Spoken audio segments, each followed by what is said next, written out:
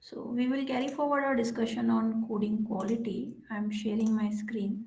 Kindly let me know if you're able to see it. Yeah, is it visible?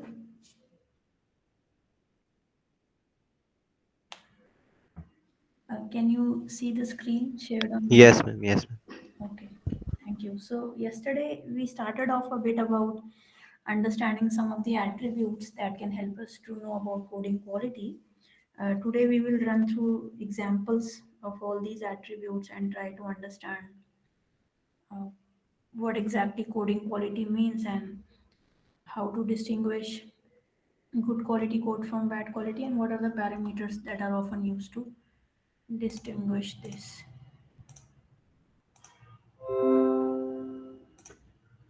All right. So moving forward, the first aspect is obviously the readability, understandability, and comprehensibility of the code. So I think this has occurred recurrently in our discussions so far that the code, whatever you are writing, should be readable. It should be understandable, and obviously, when you share it with others, they should be able to understand it without you being physically present to explain to them. So that aspect is mainly about how readable your code is, and definitely that helps in debugging and maintenance of the program. So because when you can make sense of what you're reading, generally it is said that you don't write code to make computers understand what to do, but you write code so that other developers can understand what the computer is being asked to do. So coding is not an isolated activity, it's more of a social activity. So there are huge chances that tomorrow you will be sharing someone else's code with some of your friends, you will be sharing your code with someone else, and when you are looking for guidance online to create something or to implement something, then you look at someone else's code. And even in your practice, I think you would have noticed that most of the times you spend time to understand the code if you're trying to reuse a particular piece of code or even copy it. And when you're totally convinced that uh, this seems like a logical code and it seems to be giving me what I require, then you use it. So as developers yourself, you would have seen that when you review someone else's code to understand whether or not it can be used in your application, you also look at these aspects like readability, understandability, and comprehensibility. So, a few of the examples I had already discussed in our lecture before of how to improve the readability of the code, which also contributes to the clarity of the source code. So, indentations, comments, following proper nomenclature, so which is precise and tells you and your readers exactly what your function is doing, exactly what your variable is for. And avoiding the practices like deep nesting in which more than two or three for loops or conditionals should be avoided. Code grouping is one of the good things in which you are grouping statements which are sort of doing the same function together, so that for example loading of files, if in your application you need to load couple of files, so you can load them, you can write the code for loading those files in a particular chunk together. That is called as code grouping, and limiting the line length. So this we will see as we proceed forward. Another thing is that the real test of readable code is others reading it. So try to get feedback of your code from others, view code reviews, and since you are part of a technical institution, you might also want to organize an event in which you release a problem statement and people submit the solutions for that problem statement like a piece of code, and then you review the code. So code review also could be a good competition to organize within an institute to learn more about all these things. So a well written code generally speaks for itself. I mean, you don't have to scratch your head spending time to make sense for it, and that's the beauty of a readable code. So we'll take a couple of examples. Like in this, I mentioned about code grouping. So When certain tasks require few lines of code, then it is a good idea to keep these tasks within separate blocks of code with same some spaces between them. So in this particular photo image, you can see that here this is something called as code grouping, wherein you are loading certain header and footer templates and some forum list, and you have mentioned a comment of what is happening.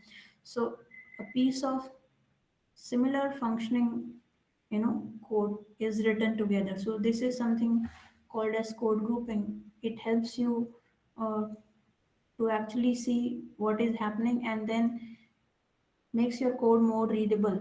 So this is one of the practices that you can also follow whenever you are working in your application and trying to create a certain functionality for your system. The other thing to remember is DRY principle.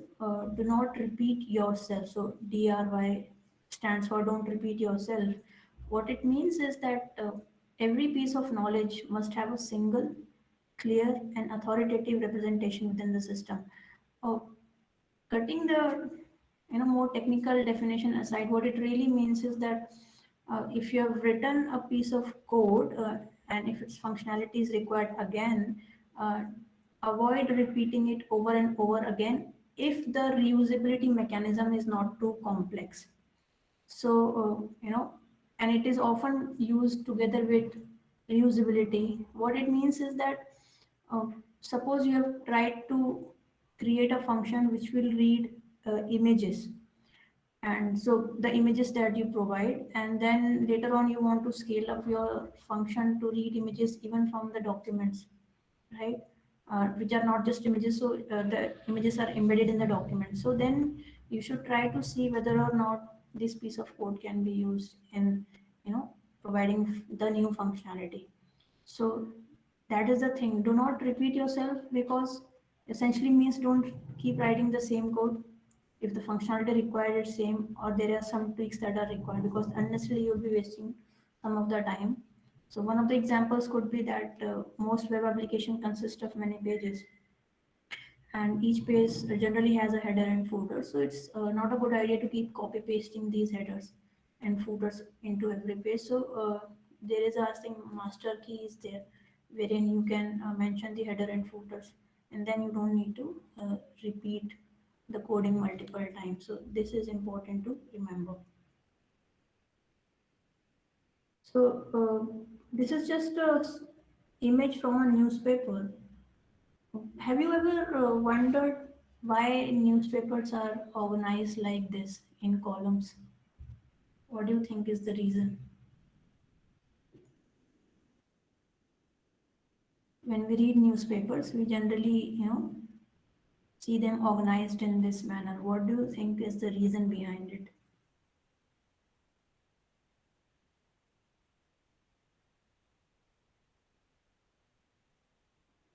Ma'am, I'm thinking that, hello, Yes, yes, go on. ma'am, I'm thinking that to save the paper because there is lot of steps to save that. Keep it in this way will save the lot of papers. It will save a lot of papers, you're saying. Okay. Yes, Okay. And Ayush mentioned that we can fold them and read easily.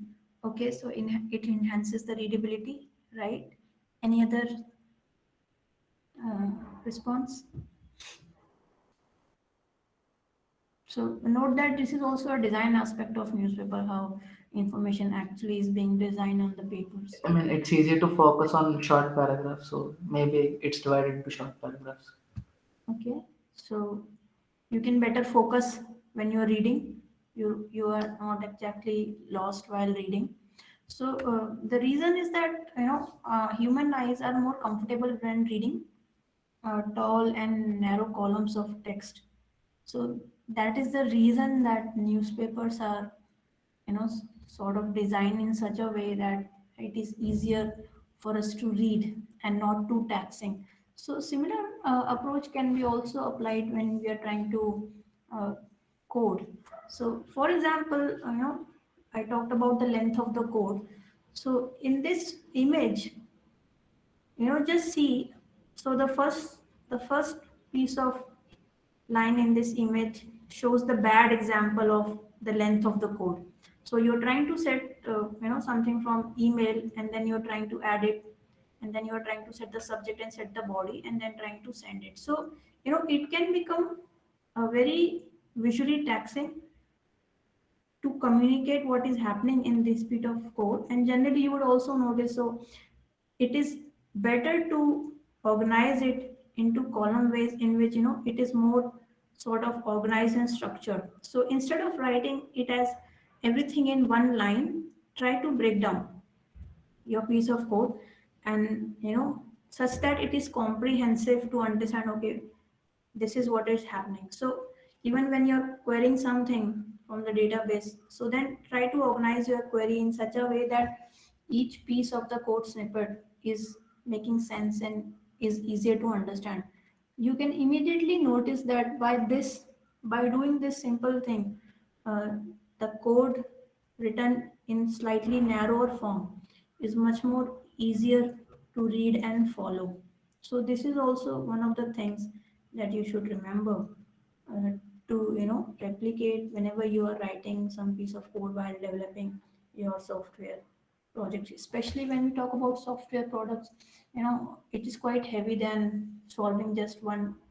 So it's software development consists of programming at a very high level, and since there are multiple modules you are making, and then maintenance will come up, and testing and debugging will come up, unit testing will come up, especially. So that is why, the more readable your code is, you save a lot of time in long term, while testing, unit testing, and also debugging. So efforts invested in writing a good quality code will manifest later on when you're trying to maintain your code, or trying to solve what are the bugs in the code. So that is why, consider time spent on writing quality code as an investment to the overall time that you are saving in the quality of your work. So, talking about that, when you look at this particular graph, how do you interpret it?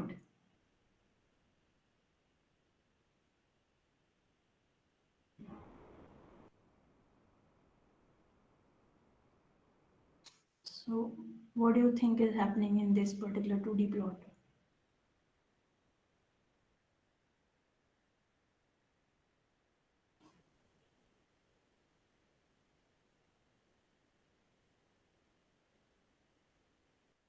Anyone wants to take a bit? Because when we write code mindlessly, Oh, you're not clear. Your voice is not clear. Can you try to speak a bit clearly? Closer to the microphone.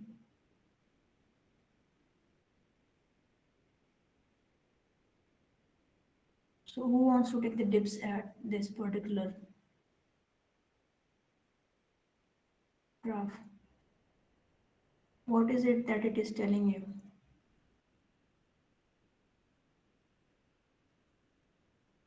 Tarun says it costs when we code mindlessly. Okay. Look at the time component, and as time increases, what is the difference in cost per change for the two kinds of codes? What does the time element show you here? As time increases, all the modules include the modules increase, the cost of changing the code increases another module.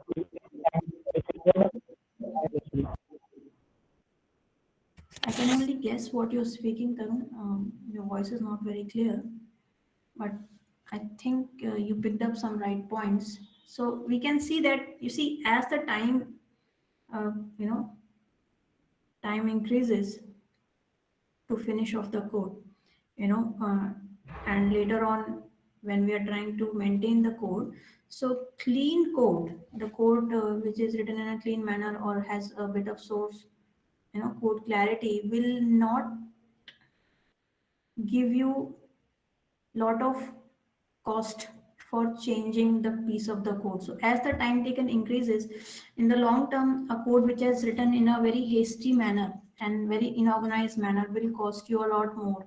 Am I than audible? Yes, yes, you are. I was saying that as the time increases, the dependency between module increases. So if we code Dependency between? modules, different modules in the same code base increases. If we make the code such that it's uh, like back compatible, or we can like improvable, we can add the changes easily. Or else, if we code mindlessly, it costs so much so that the dependency is increased. Okay. Yes. So here we are also talking about the cost per change. You see, every change that you ever make in your code will cost something. It will be time. Mostly, it will be time. And if it costs time, then your product will be released much later to the customer. So then it will cost some commerce also, some profit also. So in the long term, you must see that if this is the inflection point, you can see, the cursor here. Before this point, what is happening before this particular point and what is happening after this particular point, and note the difference between these two lines before this point and after this point. So if you really notice that, when you're really starting off with your project, the stakes are not very high with the dirty and fast code. I mean, the cost per change is very low as compared to clean code, obviously, because when you're writing a clean code, you're spending a lot more time. Whereas when you're writing a code in a hasty manner, then, cost per change, the difference is not too much. But after, some sort of, when, as say, the project complexity increases or the dependencies increase, then if you continue with this practice of, sort of developing called as the code and fix model or dirty and fast code, then the cost will rise exponentially, and so almost in the production stage, and that will be very difficult for the entire team also. So writing a code which is clear, comprehensible, definitely takes time, but in the long term, it helps you in providing a better quality software. So remember this, and remember the difference between these two hours, before this point and after this point. This literally escalates a lot after a particular point in time. So looking at another thing, the relationship between code inspection rate and defect density. So what do you think is happening in this particular plot? What is it telling you?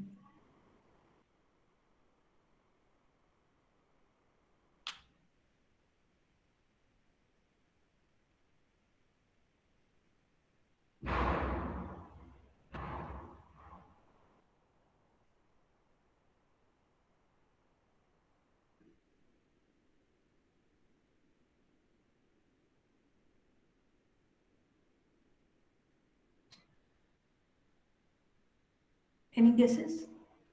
How do you interpret this 2D plot? And what is the insight that you get out of it?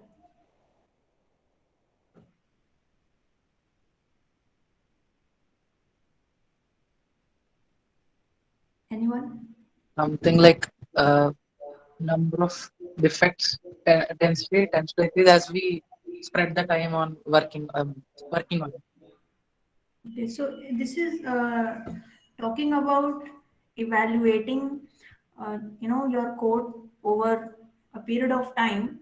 So as the rate of inspection of the code improves, considerably, the defects per 1,000 line of code tends to decrease, and it tends to decrease obviously because you are spending a lot more time in reading, understanding what you have already written, inspecting your code.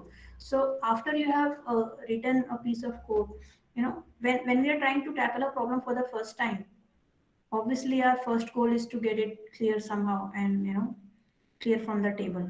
After we have sort of created the first draft of the solution, it is a good practice to reread, review the code. It's almost like when you're writing an academic essay, you have prepared the first level manuscript, and then you want to improvise it, improve it. So you keep on coming back to it again and again, and then, sort of improve it. Similarly, so through these examples, I'm just trying to show you why we need to talk about the quality of the code, and why we need to invest time in preparing good quality codes, so that in the long term the cost is well managed. Otherwise it will, and especially at larger scale, it is extremely costly to be working on code which is not written in a very structured format. So poor quality, as you also saw in the last graph, poor quality is cheaper until the end of the coding phase. After that, high quality is cheaper. So here also, from this particular inflection point, the coding will seem, till the coding point, the cost is actually low and it's high for the healthy level of coding. But after this point of time, you will accrue technical debt. So that is why talking about code quality is vital. So it is important to remember that anyone can write a code that a computer can understand. Good programmers and developers write code that humans can understand, because most of the times we are often working across teams, within teams, especially with agile methodology wherein daily interactions are happening. It is important to write piece of codes that are self-explanatory. So another thing, when we talk about another attribute of code quality, is logical structure and physical layout of the code. So, application of structured programming rules help to create a logically and structured sound coding. So, again, as we had seen in the previous example, when we had tried to break the horizontal line of code into components, that's a logical structure to the code. Because unstructured code will be very hard to understand, test, and review, and especially when you are doing unit testing, in which you are testing single functionalities of your project. If your piece of code is written in a structured manner and something goes wrong, then it will not be too difficult for you to debug and understand the problems. So that is why a bit of logical structure and physical layout to the code is also important. And try to relate it with your own practices of retrieving code from somewhere else. If you're trying to understand the GitHub code from somewhere else, and you're really also bent on not just achieving the functionality but also trying to check the quality that your code will become after you copy from somewhere else, then you would want to look at the logical structure and physical layout of the codes. The other thing that comes up is robustness. So how well a program can withstand the time of handling incorrect input data. So in real life software, services and products, uh, unexpected inputs happen all the time.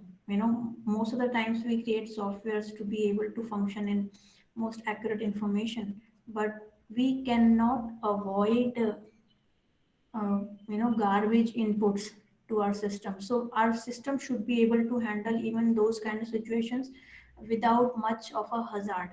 So that is what is considered as robustness. So remember, in the London ambulance service, can you recall of any example in which the robustness was compromised in the London ambulance service system? What was the problem in robustness over there? Like if a person calls two times, it's unable to understand that the same person is called twice. Okay, so that may be one thing. Another, if you see, the system required exact geographical locations to be able to trace down, the point at which the service was required. And if the details were not there, then the system was crashing. So less than accurate information, if the provided was system, the system was not able to cope up with that. So it was not robust in phase of handling these kind of unexpected or not so perfect inputs, and that is why it crashed.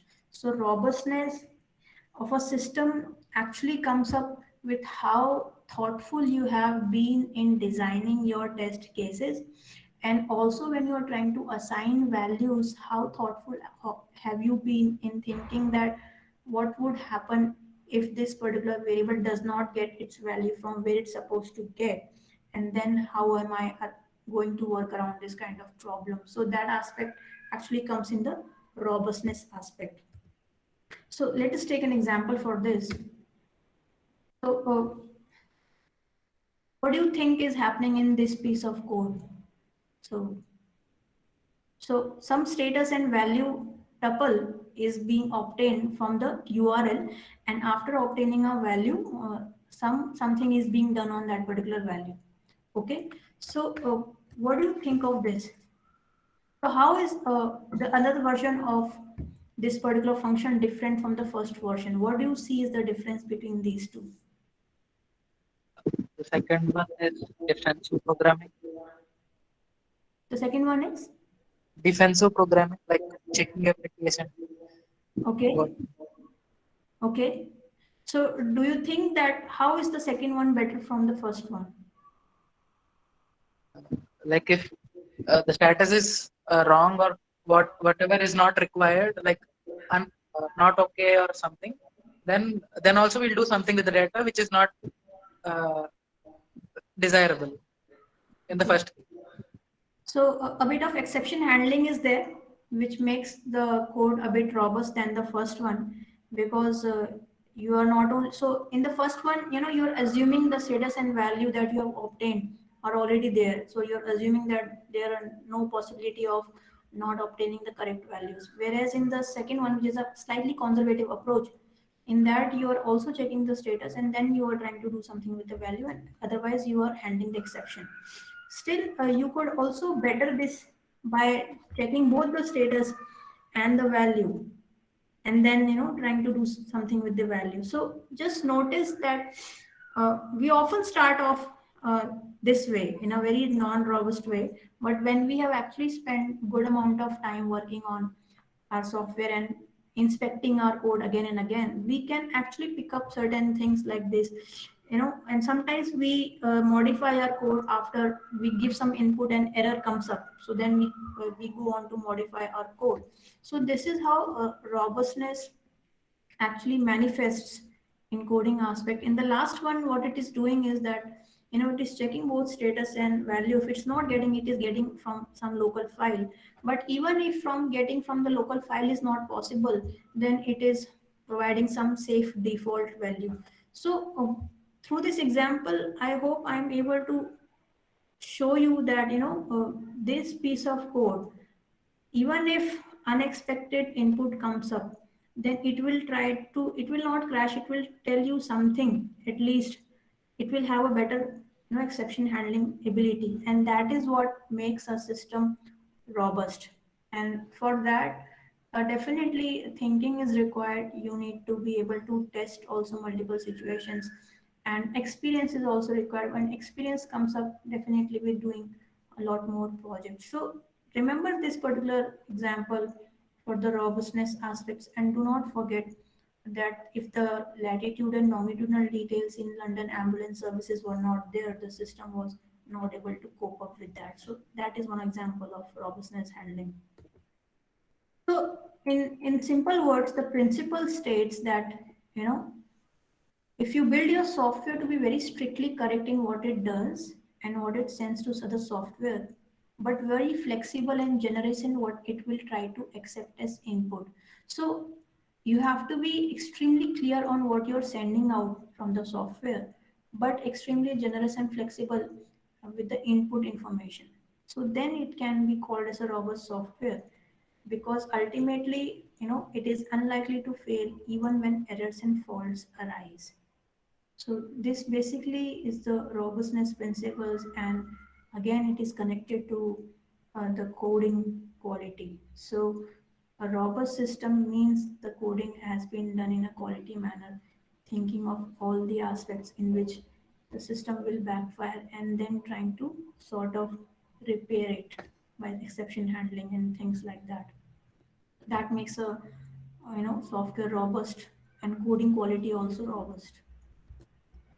So another example would be that, most of the time when you are in car or you're playing with certain toys, you don't usually worry about the brakes failing when you are driving the car, or about the injuries from the malfunction of the toys. Why is it so?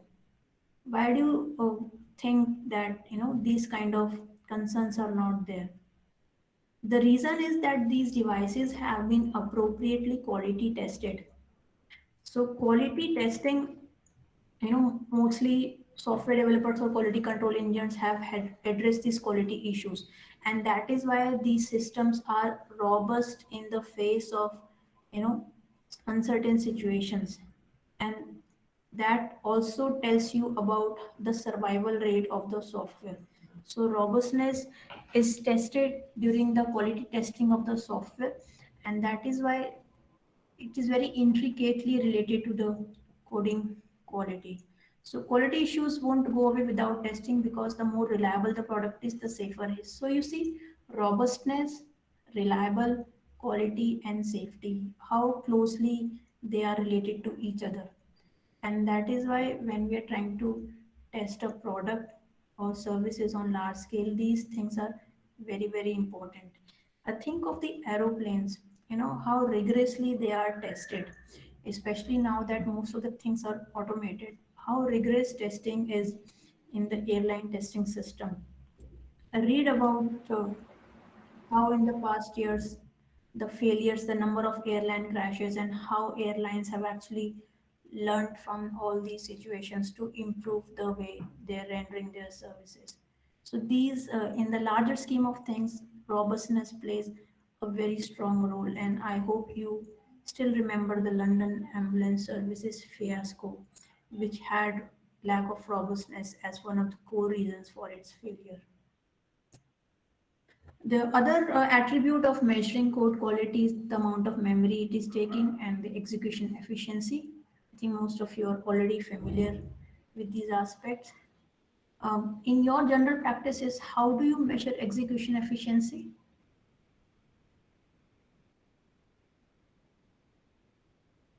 Big O notation.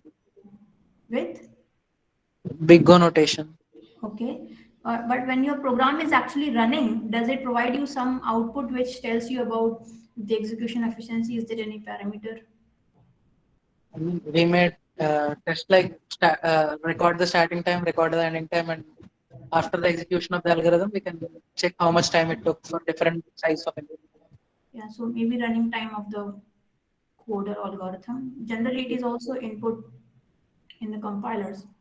You have that functionality. So definitely execution efficiency and memory is important to be kept in mind. Sometimes uh, we are sort of responsible for not cleaning memory regularly enough, and then it piles up, and then sometimes it just takes the overall system, and the quality literally crashes. In fact, in the case of London ambulance service also, the old data was not getting released even after the patient was actually already serviced. So that was causing a lot of tax on the available memory, and that is why the system was not able to take the overhead.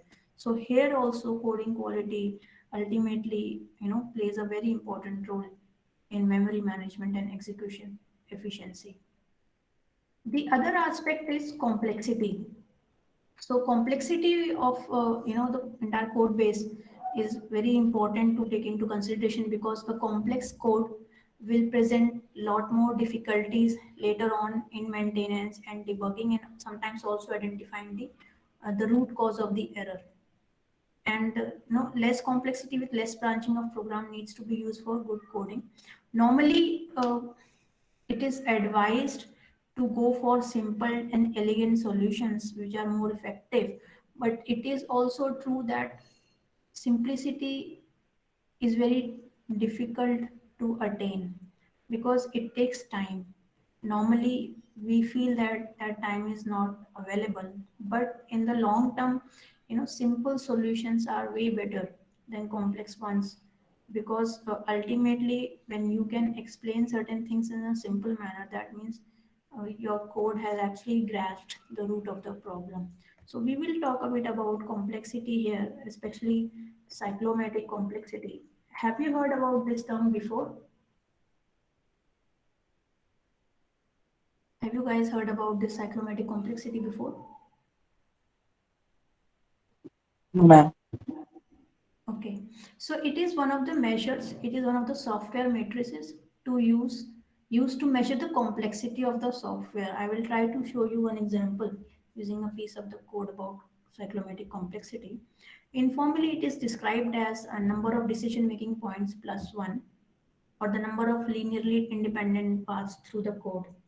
I'm not sure if you have graph theory on your courses. Do you have graph theory in your courses? Is there any subject by graph theory? Yes, ma'am. There is graph theory. We completed In which semester? in the past semester. Okay. Okay. Then maybe you can relate to it because it is related to, graph theory. So, informally, if I tell you cyclomatic complexity, which is denoted by V of G, is described as number of decision making points plus one. So, if suppose there is a code and there is one if statement, then how many number of linearly independent paths are there? So how many decision making points are there if there is one if code in your program?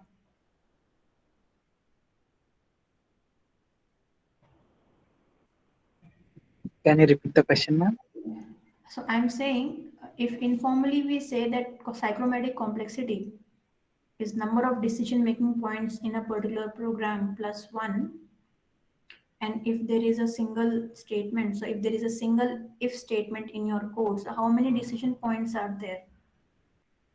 So there is exactly one decision point, because if something is satisfied, then you go some way. If it's not, then you go some other way. So then, the cyclomatic complexity in that case would be 2. And from this plot, you can see that, as the lines of code increase, and it's quite a huge number, the cumulative cyclomatic complexity also increases, but normally the lines of codes are, usually majoritarily found less than 1 million. So we will take an example to understand this. Before that, there are certain steps to compute cyclomatic complexity. You draw the control graph of the code by hand, then you count the number of edges, the number of nodes, and the number of connected components. So, and then the complexity formula is E minus N plus 2 times P. Normally in software engineering, you wouldn't find more than one connected component. So normally the value is 1. So the formula is reduced to E minus N plus 2. So if I show you this plot, quickly calculate the cyclomatic complexity of this graph. What do you think would be the complexity of this particular control flow graph?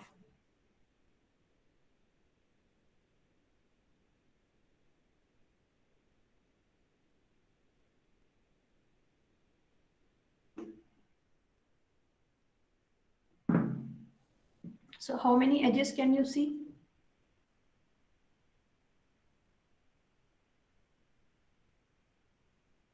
7. Okay, and how many nodes are there? 6.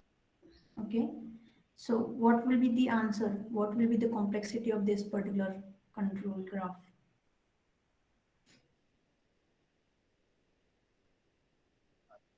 Can you please remind what is a connected component? So connected components basically, so in the coding thing, here there is only one connected component because all the nodes are connected. There is no other disjoint component. So if there are any set of vertices which are, sort of part of this own graph but not directly connected, that's a component. So here in this particular plot, there is only one component. Whenever we try to compute cyclomatic complexity for a code, there will by default be only one connected component. So in this particular case, the connected component is 1, and that is why generally the formula is E minus N plus 2.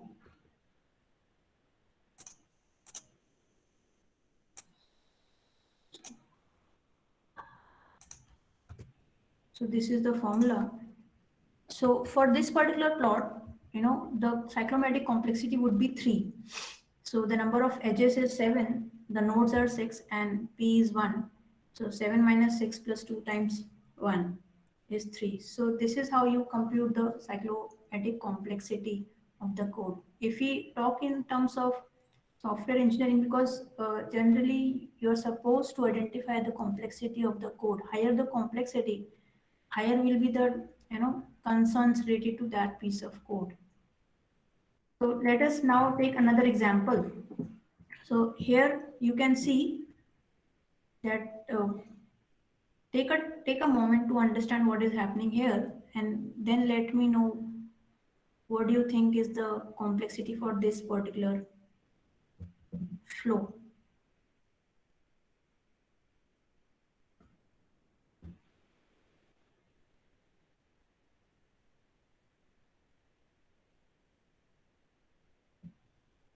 So what is happening is, here's a piece of code. You've actually drawn a control diagram for this particular code, and from here you can actually compute the complexity of this particular control flow, which will again be very similarly calculated like the previous time. 3.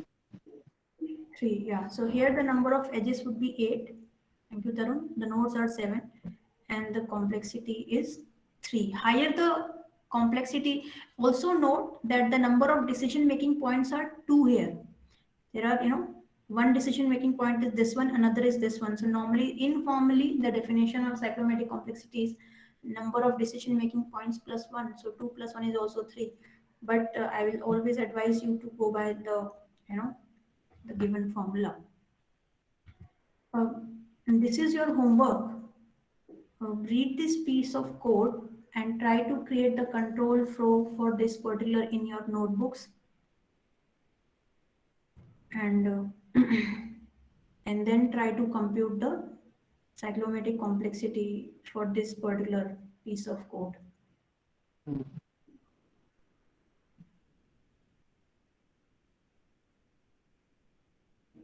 We need to do something near loops, man. Yeah, so if given this piece of code, how will you show it in a control diagrammatic form of manner, and how will you compute the complexity? So try to draw something like this for this particular function, how complex, and then try to arrive at the complexity. So try to do this in your homework, okay? And let me know what you find out. So going forward, a number of industrial studies have indicated that higher the cyclomatic complexity, higher the probability of error. So as you can see, and most of the times, as the number of, as the complexity increases, not many modules will be a form of part of it, but normally number of industrial studies have indicated that higher the complexity of the code, there are higher chances of, errors. So modules in this particular range are more error prone as compared to modules in the left hand side. So that is why cyclomatic complexity is one of the very well known attributes to know about the coding quality. So, and when we talk about complexity, we cannot not talk about nesting. So generally 2 or 3 layers of nesting is considered okay, but any more than that means adding complexity. And not to forget, nested loops are hard to debug. So I will show you another example over here. So this is a piece of PHP code in which there's a function that is taking certain variables of email password and trying to set a new password. So if at first you look at this particular piece of code, now since you are familiar with similar looking codes, it will not be very difficult for you to understand what is happening here. However, it may not be that deeply messy, but it is an example of a very badly nested loop. So to avoid such things, you can sometimes structure your code and refactor your code, and even sometimes reform your code. So if you were to provide a better shape to this particular piece of code, you would do something like this. So in this way, it is much more readable and clear, and you can understand. So nesting doesn't seem much of a big problem over here because you're returning early. So this is why nesting also adds to the complexity of the overall code, and as the complexity increases, definitely going back and looking at the codes which are deeply nested to identify what the problem is, that will cost a lot of time and efforts in trying to debug the problem. So that is why efforts invested in good quality code right at the coding stage in software development life cycle ensures that your testing, debugging, maintenance will be well taken care of. And that is why we are discussing about the coding quality attributes. So some of the best practices in code complexity is that if your module is too complex, try to break it up. And if you can identify some of the worst offenders, then break the pieces of logic into helper functions. You can create small functions for those functionalities, and always get your code reviewed by like-minded people, even in your class. If you have friends who are active in this front, you can exchange code. Currently you're working on software development projects, and since if you have shared multiple responsibilities across the team, you can then discuss among your team members, sit together and try to review your code, inspect your code. Watch out for a lot of conditionals in your code and try to see that your code is not only readable, structured, but even if there is complexity in the code, the way you are handling that complexity is actually not causing a lot of problems while reading the code. So all these things are important to be kept in mind. In the next class, and I think not many slides are left, I will explain how human factors are to be kept in mind when we are trying to design the coding quality. So for now, I will stop at complexity, which is an important aspect in understanding the quality of the software. Try to work on this particular homework. When I upload the slide, I will remove the answer slide, and so try to understand the cyclomatic complexity, and it gives you an idea of the overall complexity of the code. Normally it should not be too high, otherwise your system will be deeply compromised. So there are some very real problems with high cyclomatic complexities, and when you understand this concept, it becomes easier to sort of create the code in such manner that even if complexity is there, you know how to handle it. So always remember two things that I have mentioned over here. If you so nesting can occur even when you're trying to actually go through an algorithm. So if it's in part of an algorithm and a systematic flow is there, then there not be much you can do. But always keep your slight intuitive side along when you're trying to code complex things. So break down your complex code into multiple pieces, modularize it, and avoid using too much of conditionals, because ultimately sometimes it can also happen that we ourselves are not able to read our code that we may have written 2 weeks back. So these practices are important to remember. And I will stop here. In our next class, I will introduce you to how human factors can help in better coding quality, especially when you're trying to design a software. And that will not take much time, but it is an important concept also to discuss in software engineering. That is all from today. So we discussed about the complexity, we discussed robustness, we discussed memory and execution efficiency, and of course the readability of the code and the code grouping and decreasing the length of the code. So next time, whenever you come across a code or you're writing your own piece of code, try to be a bit mindful of all these things, and then you can yourself see the level of comfort also that you obtain while actually following a systematic approach to code. So that's all from my side today. I'll see you on Monday. Thank you. Thank you. I'm getting 3, but I'm not sure if it's correct. Okay. So you can share your solution with me. I will review it. Okay. Sure. Good. good. Thank you.